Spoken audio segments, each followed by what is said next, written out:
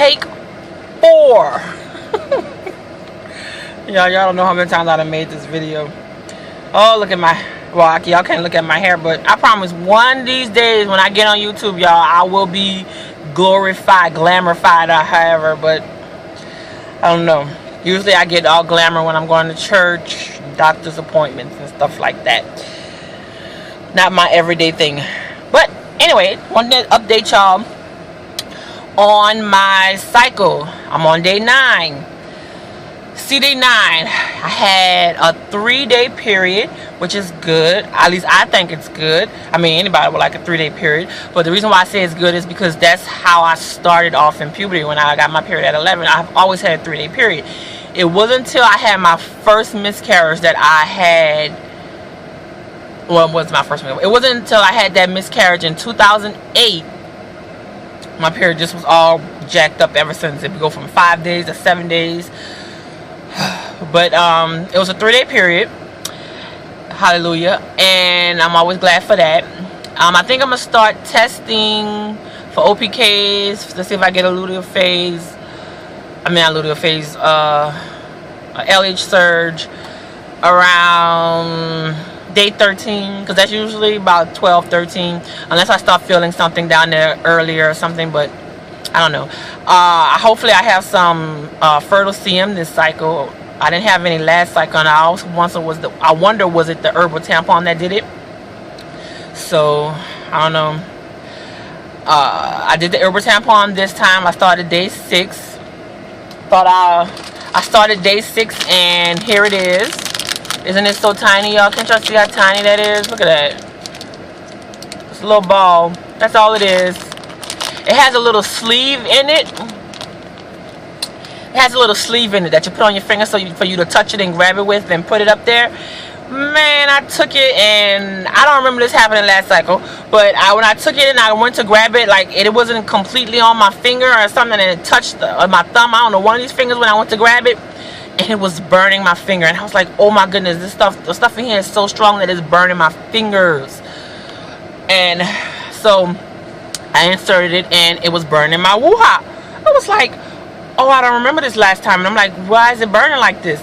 So after a few hours, I just let it do what it was going to do, and it continued burning. So when I went and got in the shower, I was like, I don't know, should I take it out, what? But when I went to touch it, it was really low, and I'm thinking when it was burning my fingers, I didn't like push it up there like I was supposed to.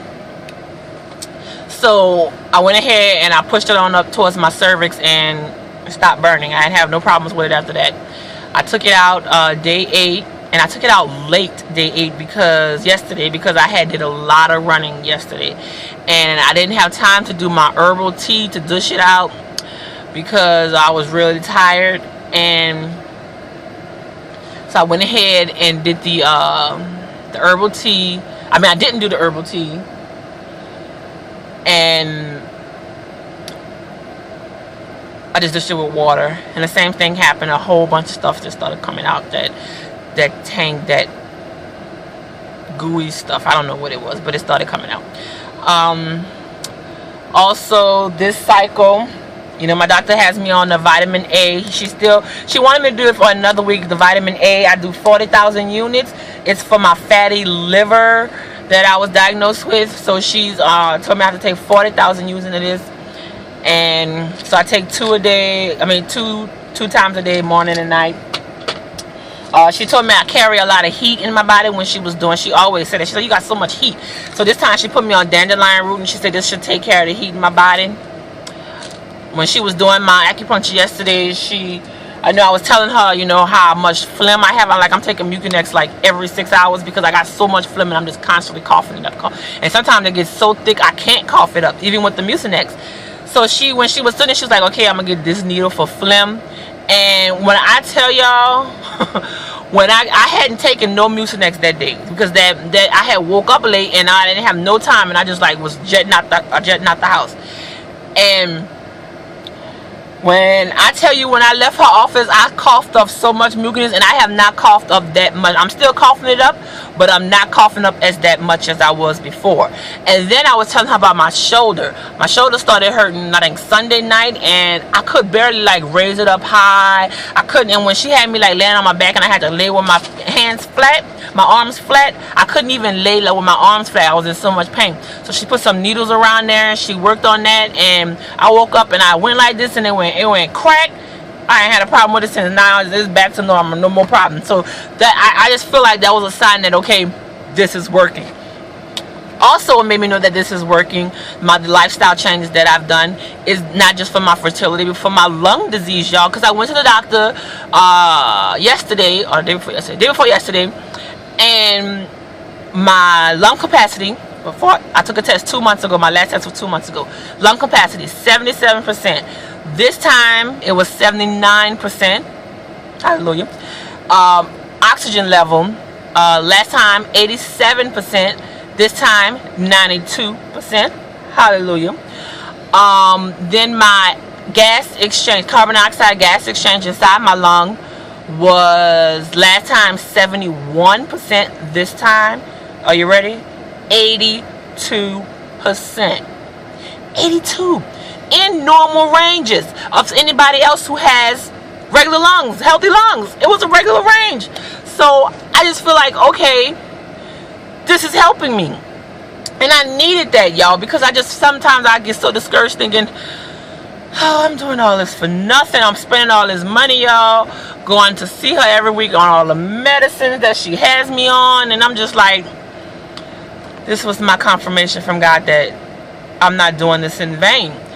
So hallelujah on that, y'all.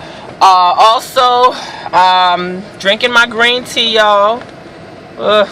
Today is very nasty, and the reason why it's so nasty is because I don't have my royal jelly in here. I ran out yesterday, and I didn't realize that royal jelly was giving it such a flavor, but it really was, because now it just but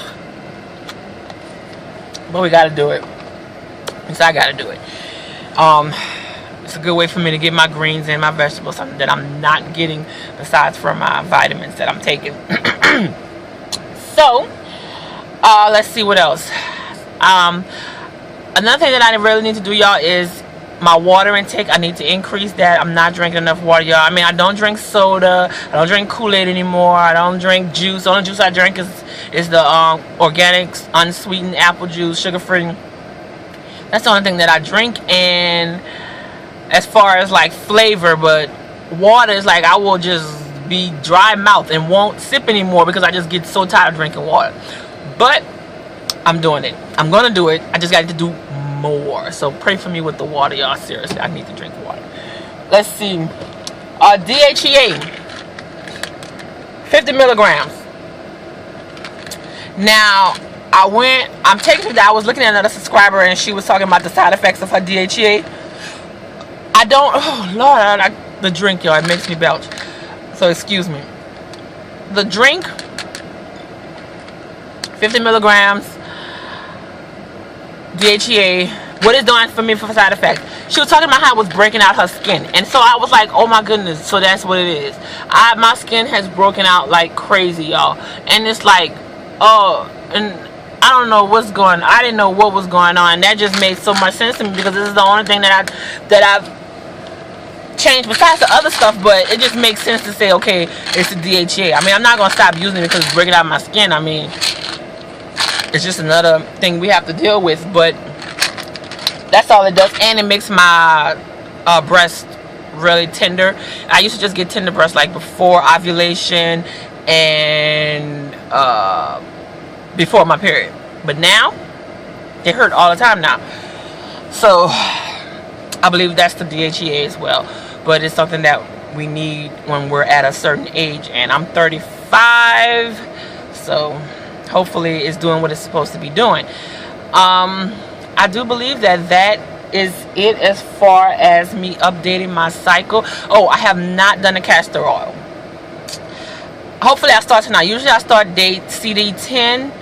CD 7, day 7, and I'm on day 9 and I haven't even started yet. And it's just because I've been so tired. And I've been going to bed at night, and that could be it. That could really be it. So that is it. That's my update, guys.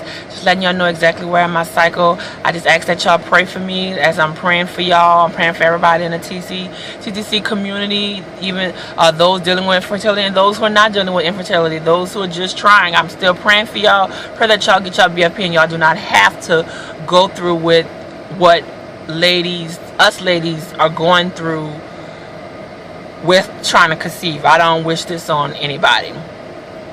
So again, I just want to say, remember this: more prayer, more power. Little prayer, little power.